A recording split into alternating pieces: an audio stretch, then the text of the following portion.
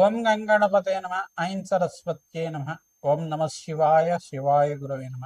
ద్రాం దత్తాత్రేయాయ నమ. క్లీం కృష్ణాయ గోవిందాయ గోపీచన వల్లభాయ శ్రీకృష్ణ పరబ్రహ్మణే పరంజ్యోతిషే నమో నమ. ఓం నమో భగవతే మేధా దక్షిణామూర్తే మహ్యం మేధాం ప్రజ్ఞం ప్రయచ్చ స్వాహ. శ్రీరామ జయ రామ జయ జయ రామ రామాయ నమో నమ. క్రీం క్రీం మహాకాళికాయ నమ. షిండీ పరాంబికాయ నమో నమ. గాయత్రి పరాంబికాయ నమ. శ్రీం బగ్లాముఖి దేవ్యే నమ.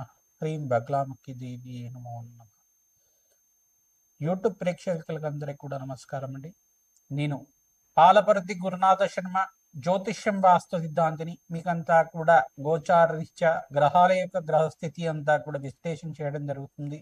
ఈ రోజునంతా కూడా ప్రధానంగా చూసుకుంటే మనం చెప్పబోయే టాపిక్ ఏంటంటే, జన్మజాతకం ప్రకారంగా మీ యొక్క గురుబలం పెరగాలి అంటే కనుక ఎటువంటి ఈ యొక్క పరిష్కారం ఆచరించాలి, ఏ దేవత ఆరాధన అంతా కూడా యొక్కరంగా ఉంటుంది, బృహస్పతి అనుగ్రహం వల్ల ఏ యొక్క సిద్ధులంతా కూడా లభించడానికి ఆస్కారం ఉంటుంది, అంటే ఏ కార్యాలంతా కూడా మంచి జరగడానికి ఆస్కారం ఉంటుంది. ప్రధాన బృహస్పతి గురించి చెప్పుకోవాలి అంటే కనుక బృహస్పతి గ్రహం అంతా కూడా అత్యంత శుభగ్రహంగా చెప్పడం జరుగుతుంది. బృహస్పతి అంటేనే గురు కటాక్షం ఇచ్చేవారుగా చెప్పడం జరుగుతుంది. ప్రధానంగా గురుగ్రహానికంతా కూడా ప్రధానంగా అంగీరస మహాముని యొక్క కుమారుడిగా చెప్పడం జరుగుతుంది. అంగీరసుడు అని చెప్పేసి అనడం. ప్రధానంగా బృహస్పతి అనుగ్రహం వల్ల రాజయోగం సిద్ధిస్తుంది. గురుకటాక్షం వల్లనే వివాహాది శుభకార్యాలు జరుగుతాయి. గురుబలం పెరగాలి అంటే కనుక జన్మజాతకంలో బృహస్పతి అంతా కూడా శుభమైన స్థానంలో యోగకరంగా ఉండాలి.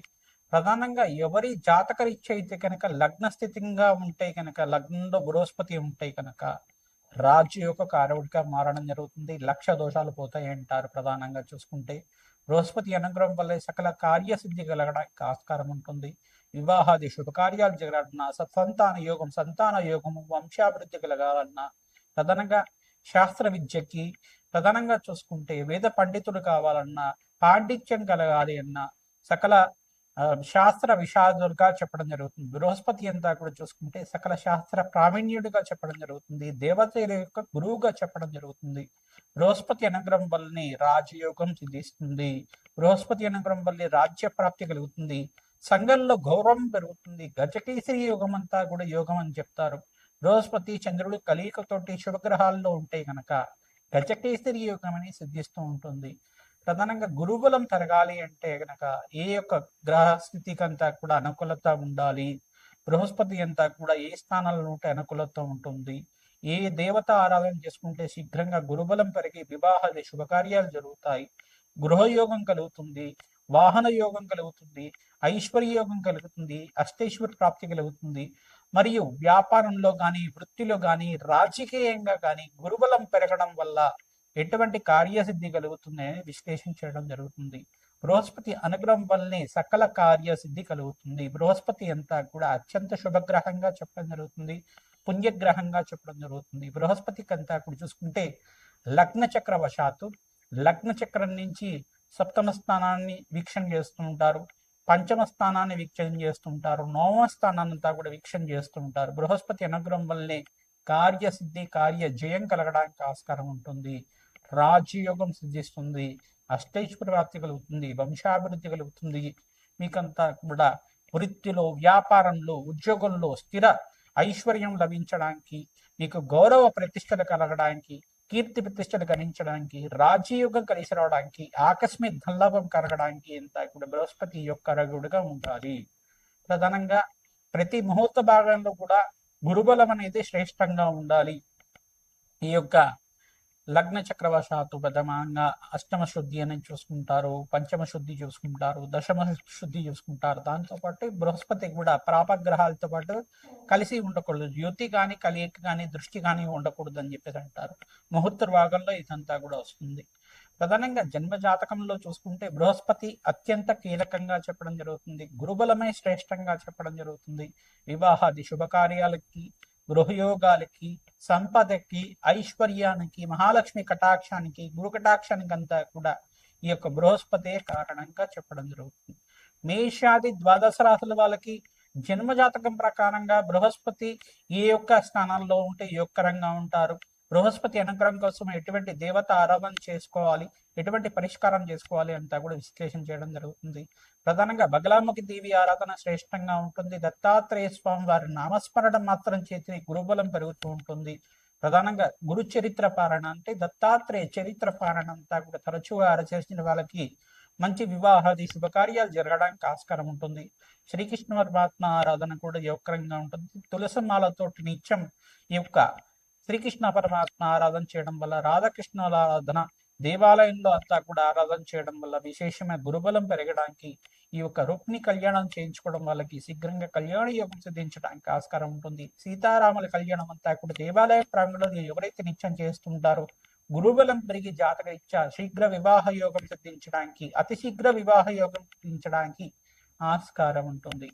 ప్రతినిత్యం కూడా శనగల మాలనంతా కూడా దత్తాత్రేయ స్వామి వారి మెడలో అంతా కూడా హారంగా చేసి మాలలాగా చేసి పసుపు రంగు వస్త్రాలతోటి విశేషంగా స్వామివారి పూజ చేయడం, అరటి పళ్ళని ఈ శనగలంతా కూడా నివేదన చేయడం వల్ల గురుకటాక్షం పెరుగుతుంది. ఆంజనేయ స్వామి వారిని అంతా కూడా విశేషంగా మూలమంత్రంతో అర్చించి వేద మంత్రాలతో అర్చించిన తర్వాత మన్యసూక్త పారాయణం చేయించి తమలపాకు పూజ చేసిన తర్వాత అరటి పళ్ళని చక్కెరకి అనే అరటి పళ్ళంతా కూడా స్వామివారికి నివేదన చేయడం వల్ల విశేషమైన పుణ్య ప్రాప్తి కలుగుతుంది.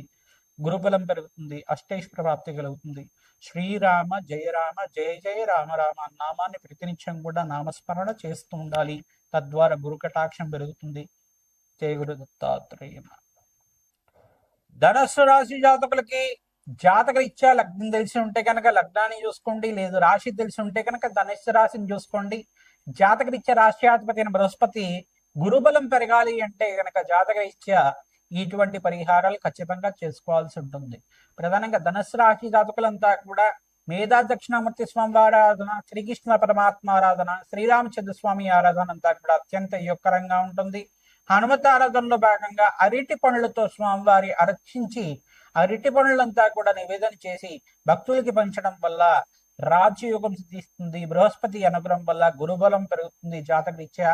తద్వారా మీకంతా కూడా వివాహాది శుభకార్యాలు జరగడానికి ఆస్కారం ఉంటుంది.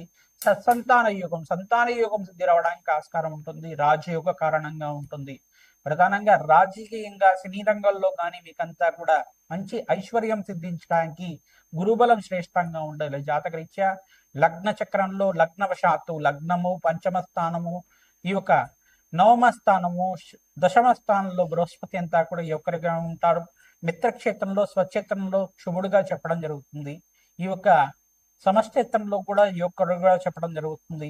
లగ్నానికి యొక్కరంగా ఉంటారు కావున బృహస్పతి అనుగ్రహం వల్ల కార్యసిద్ధి, వంశాభివృద్ధి కలిసి రావడానికి ఆస్కారం ఉంటుంది. జాతకరీత్యా మీరు ప్రధానంగా చూసుకుంటే రోహిణి నక్షత్రం ఉన్న వేళలో ప్రతినిత్యం కూడా నెలకి 2 సార్లు వస్తుంది. రోహిణి నక్షత్రం ఉన్న వేళలో శ్రీకృష్ణ పరమాత్మ ప్రీతికరంగా అభిషేకాలు, హోమాది కార్యక్రమాలు, రోహిణి నక్షత్రం ఉన్న వేళలో రుక్మిణి కళ్యాణం అంతా కూడా ఆచరించడం వల్ల శీఘ్ర కళ్యాణ యోగం సిద్ధి రావడానికి, ధనుసు రాశి జాతకులకంతా కూడా యోగకరంగా ఉండడానికి ఆస్కారం ఉంటుంది. ప్రతినిత్యం కూడా శ్రీకృష్ణ పరమాత్మ ప్రీతికరంగా తులసిమాలను సమర్పిస్తూ ఉండడం, పసుపు రంగు వస్త్రాన్ని అంతా కూడా స్వామివారికి సమర్పిస్తుండడం వల్ల గురుబలం పెరుగుతుంది. పక్షులకి ఆహారంగా వేస్తూ ఉండండి. ప్రధానంగా ఈ యొక్క గోమాతకు ప్రీతికరంగా శనగలు, బొబ్బర్లు అంతా కూడా నానబెట్టినవన్నీ కూడా ఈ యొక్క గోమాతకు తరచుగా నివేదన చేస్తూ ఉండడం వల్ల, సమర్పిస్తూ ఉండడం వల్ల పచ్చిక, తెలగపిండి, గ్రాసము, అరటి పండ్లంతా కూడా గోమాతకు సమర్పిస్తూ ఉండడం వల్ల, పనస తొలలంతా కూడా గోమాతకు సమర్పించడం వల్ల గురుబలం పెరుగుతుంది. బ్రాహ్మణత్వం కూడా శనగలు, పసుపు రంగు వస్త్రము మరియు అరటి పండ్లు, పనస తొనలంతా కూడా ప్రధానంగా చూసుకుంటే పనస పండు కూడా బ్రాహ్మణోత్వం అంతా కూడా మహావిష్ణు స్వరూపంగా ఉంటారు కావున దక్షిణ సహితంగా దానం చేయడం వల్ల గురుబలం పెరుగుతుంది. కార్యసిద్ధి, కార్యజయము, సంఘంలో గౌరవము, పేరు ప్రఖ్యాతలు గణించడానికి ఆస్కారం ఉంటుంది. ధనాకర్షణ యోగకరంగా ఉంటుంది. మీకంతా కూడా మహాలక్ష్మీదేవి ఆరాధనలో భాగంగా తామర పూలతో ఎవరైతే ప్రతినిత్యం కూడా మహాలక్ష్మీదేవికి ప్రీతికరంగా హోమాది కార్యక్రమాలు ఆచరిస్తుంటారు. కమలాత్మిక దేవి ఆరాధన, రాజశ్యామల యజ్ఞాది గరుతులు, బగలాముఖి శాంతి హోమాది కార్యక్రమాలు ఆచరించడం వల్ల విశేషమైన పుణ్యప్రాప్తి కలుగుతుంది. దత్తాత్రేయ స్వామి వారి ఆరాధన చేసిన వాళ్ళకి గురు కటాక్షం కలుగుతుంది. గురుబలం పెరుగుతుంది. వివాహాది శుభకార్యాలు జరగడానికి, శివపార్వతుల కళ్యాణం కూడా ఆచరించిన వాళ్ళకి శీఘ్రాతి శీఘ్రంగా వివాహాది శుభకార్యాలు జరగడానికి ఆస్కారం ఉంటుంది. జన్మ జాతకమే ప్రధానమైన జాతకంగా ఉంటుంది కావున జాతకరిచ్చేటువంటి దోషాలున్నా కానీ వాటికి పరిష్కారం ఆచరించడం వాళ్ళకి గురుబలం పెరుగుతుంది, శీఘ్రాతి శీఘ్రంగా పరిష్కారం జరుగుతుంది. శ్రీమాత్రే నమః. దత్తాత్రేయ నమః.